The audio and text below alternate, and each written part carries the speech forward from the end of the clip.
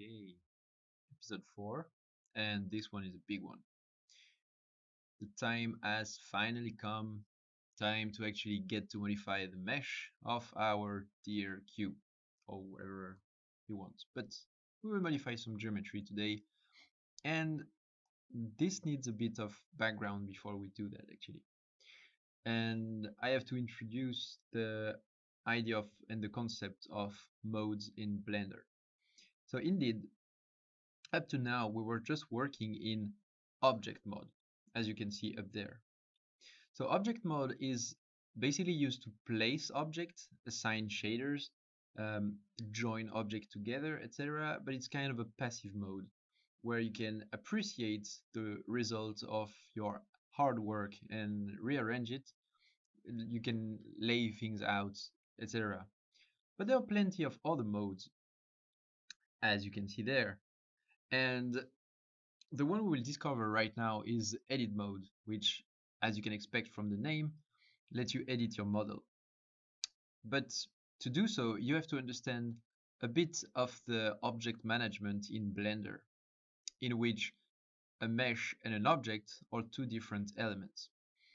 So the object is actually nothing. Like it's just a container, but it doesn't have a shape or anything. An object in Blender is a set of properties of like the location and the scale, the size, the rotation, like every single properties like that are on the object. But again, the object is just a container, and inside of this there is a mesh. This is the shape. The shape is the mesh itself, and you can see in the outliner, if you press the little triangle, you can see that the object cube is hiding the mesh called cube. So there is really this idea of like the mesh is contained into the object. And basically this can help you understanding what will be edit mode. So switching between object mode and edit mode will be just going from working on the object level to working on the mesh level.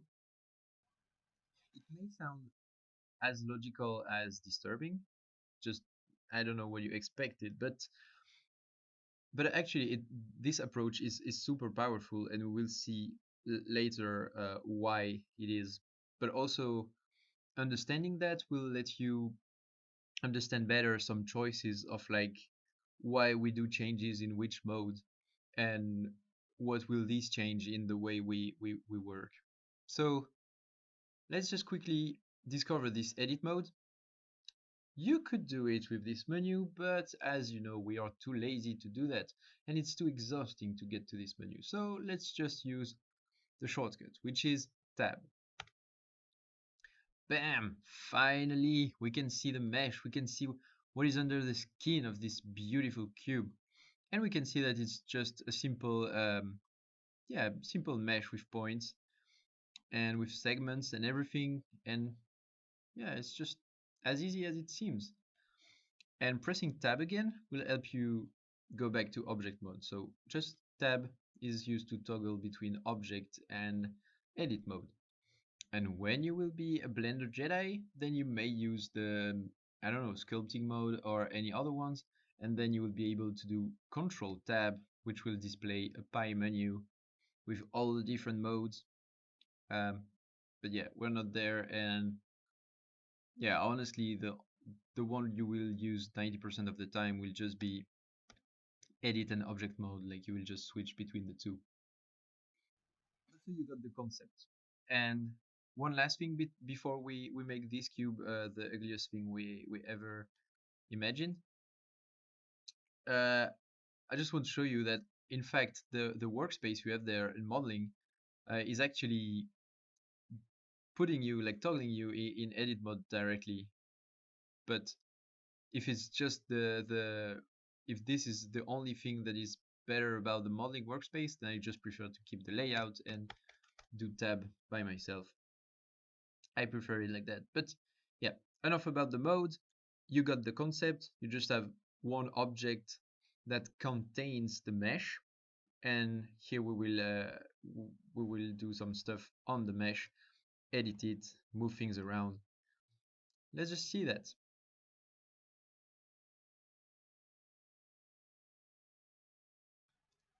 So here we are in edit mode, and it's time for a bit of vocabulary.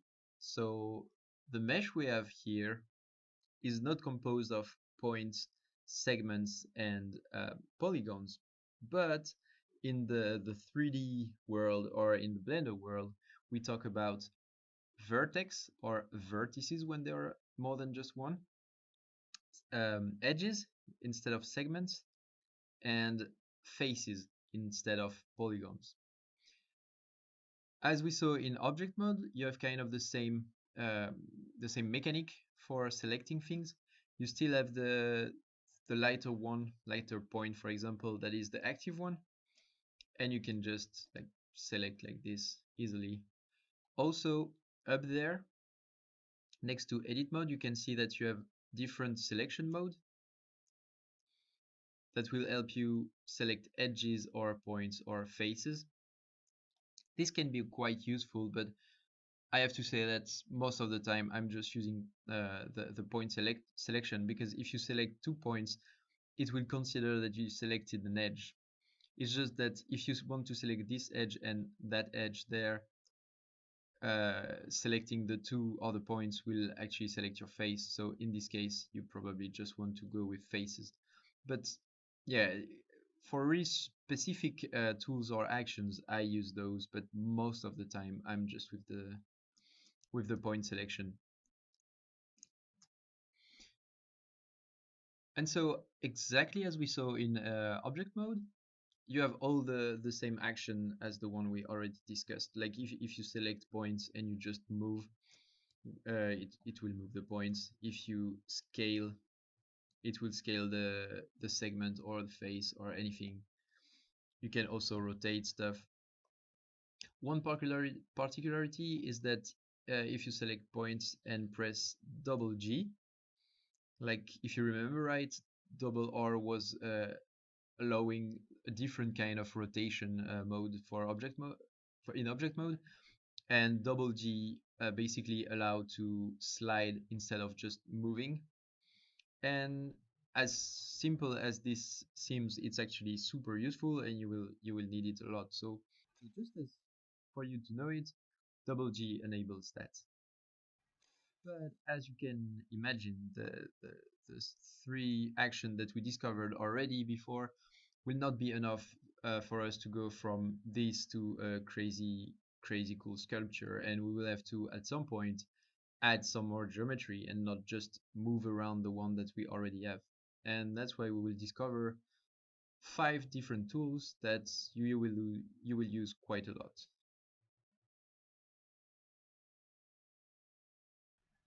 The first tool we are going to see here is the extrusion. So extruding basically means growing geometry out of a face, an edge, or a vertex. So here let's try with a face first. So just select 4 points of a face, which will basically select your face, and press E. As you can see, a blue axis appears, but this one is not the Z axis. This one is called the axis normal to the face, which basically means that it's the axis perpendicular to our face. But so you can just press E and go along this axis, which will always be perpendicular, as we said. And once you think it's good, you just press left click to confirm. But this time, as for duplicates, if you're extruding and you feel like, ah, no, I shouldn't actually duplicate, I don't want to do that, right click or escape will not be enough to cancel your action, because right click or escape will just cancel the movement. So as you can see here, it goes back in place, but there is no gradient as there used to be when you select a vertex. There is no gradient on the edges adjacent to this vertex. So it means that there is something else, and this something else is basically double vertices, because we have the old face and the new face on top of each other, and we don't want that. So you don't have any other way to cancel an extrusion than to just accept it or cancel it and then do Control Z. But I prefer to extrude, and if I think I'm doing something wrong, to actually confirm it somewhere so that I can see that I grew some geometry and then Control Z. Because otherwise you can get lost and just feel like you canceled it, but actually you didn't. But so let's say you actually want to extrude something, so you press E, and now you can use actually the axis as we saw for all the previous functions. So in this case, let's say I want to move in X, then I just put that, and you can move it. Super easy. Also, if you are moving and you don't want any axis to constrain the movement, you can just press C, and this will let you move freely in the viewport.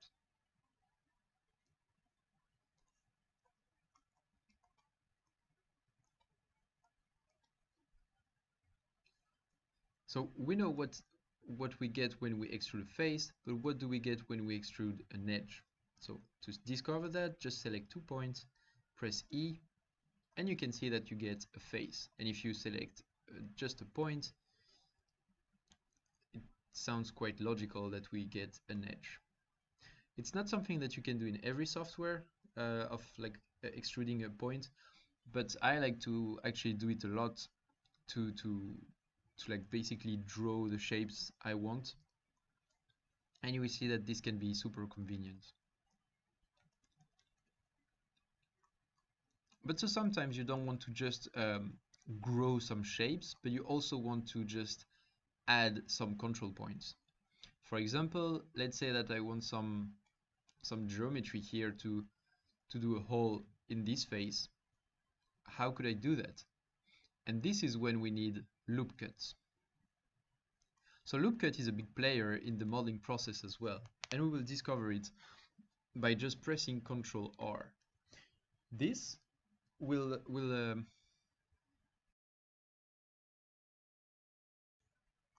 I will actually show you on another cube so that you can see the difference of each function. So let's put the extrude there, Shift A, cube, and let's see the loop cut.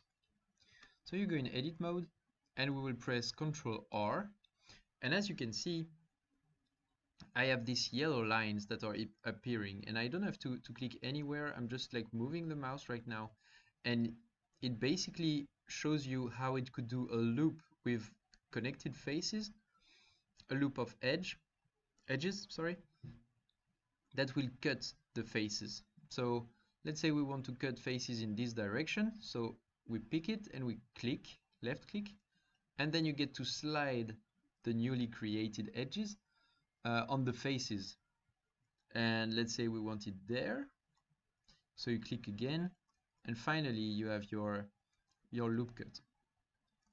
So this is super useful because you will basically be able to add geometry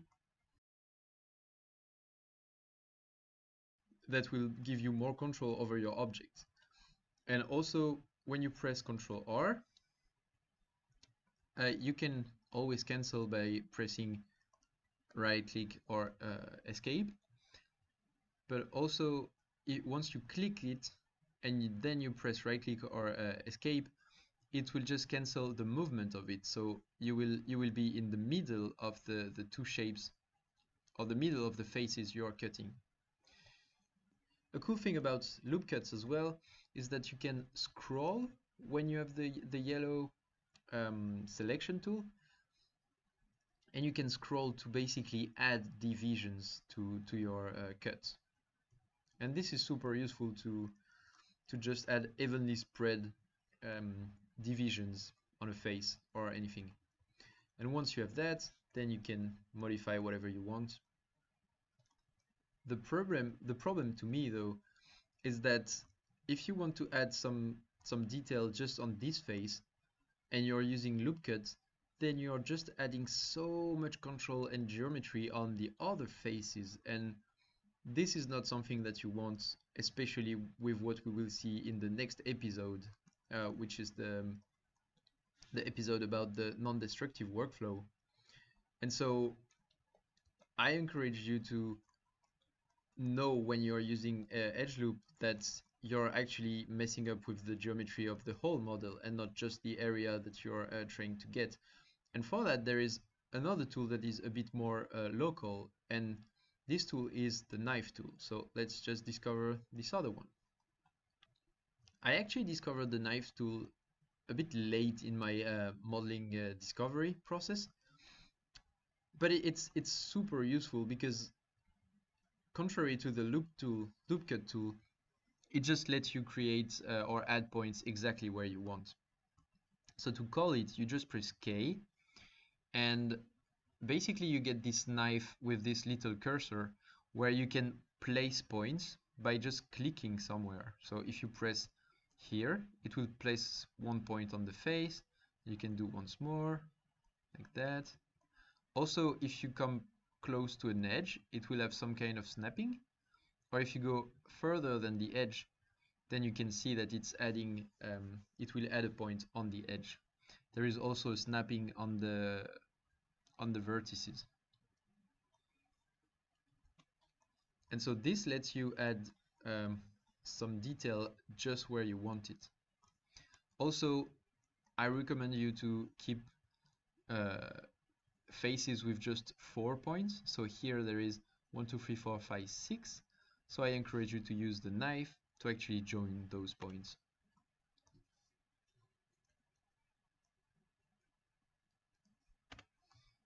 And here you have quite a cool geometry. It's just not even at all and not aligned, but we will see some ways to do that better later on.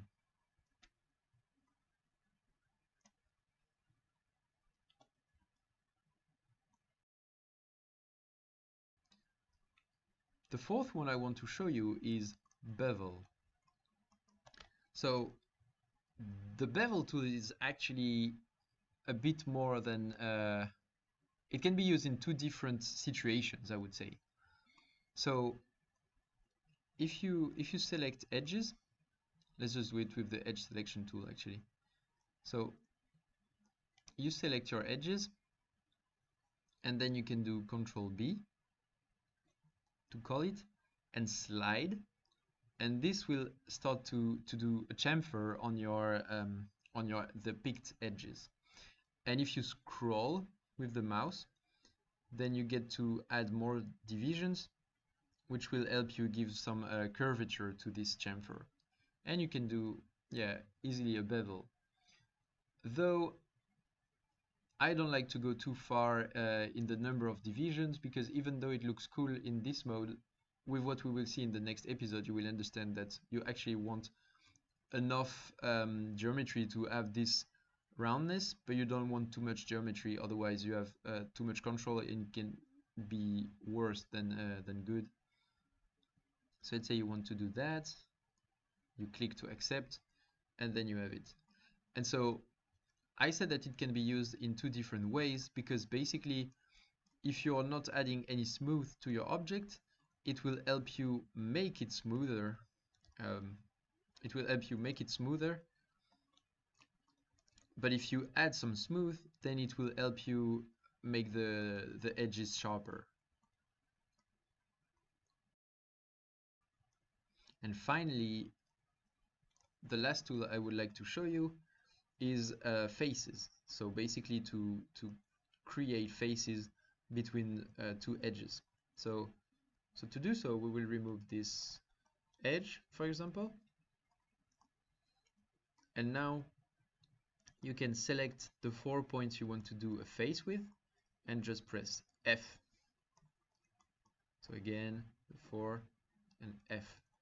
This will be super useful because most of the time you will kind of destroy your geometry by adding different stuff, and you will have to connect them at some point. And it's especially useful when you delete some stuff, which I will show you right now. If you want to delete this point, you press X, as you can expect it from what we already saw, and then you have a whole bunch of different options. The first ones are quite easy to get, and we will see the other ones later on. But here, let's say we want to delete this vertex. then you get this big hole that you want to manage differently, and you can just select points and do F. Or you can also do an extrusion in Z and have this.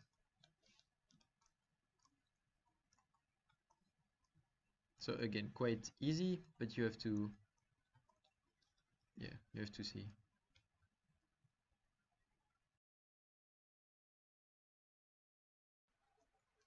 So we finally saw how to modify an object and its geometry.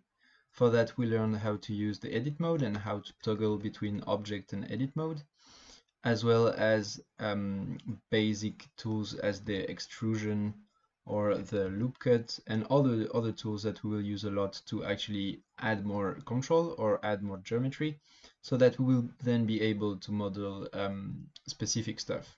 So this episode was a bit stronger in terms of getting concepts, and I hope you really got this thing of an object is just a container, and inside of this one then you can have a mesh, and to toggle between the mesh and the container you just press tab so that you switch between object mode and edit mode.